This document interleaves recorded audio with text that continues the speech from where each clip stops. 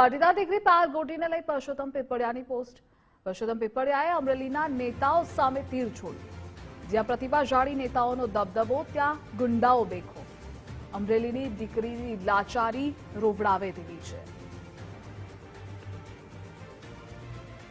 અને આ મુદ્દે સંવાદદાતા રહીમ જોડાયેલા છે। રહીમ, પાયલ ગોટીને લઈ પરસોત્તમ પીપળિયાની પોસ્ટ છે શું?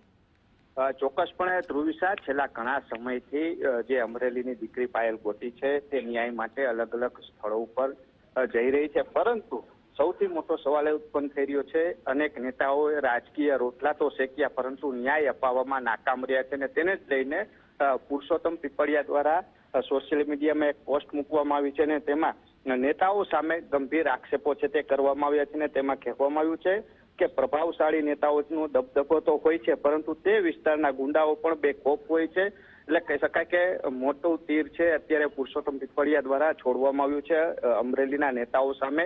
એટલે કહી શકાય કે આગામી સમયમાં પાયલ ગોટીને ન્યાય મળશે કે નહીં તે પણ એક પ્રશ્નાર્થ છે તે ઉત્પન્ન થઈ રહ્યો છે, કારણ કે જે રીતના લેટર કાંડને બાદ અમરેલીની અંદર રાજકારણ ગરમાયું હતું ને ત્યારબાદ જે ન્યાય અપાવવાની વાતો થઈ રહી હતી ને ક્યાંક હજી સુધી ન્યાય નથી મળ્યું ને તેના કારણે આ પોસ્ટ છે તે અત્યારે સોશિયલ મીડિયામાં મૂકી છે ને અમરેલીના રાજકારણમાં ફરીથી ગરમવામાં આવે તો પણ નવાઈ નહીં। જી ધ્રુવિશા।